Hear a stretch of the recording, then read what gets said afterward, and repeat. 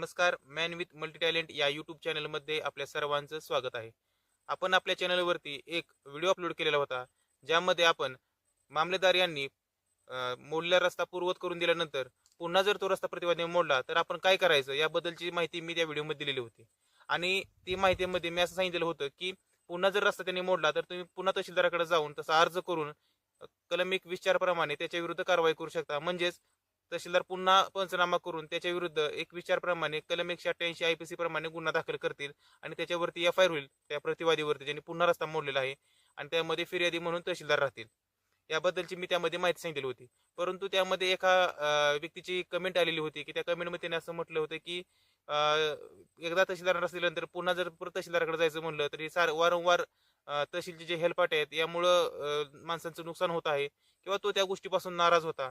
तर त्याचा एक प्रश्न असा होता की हे जे रेव्हेन्यू डिपार्टमेंट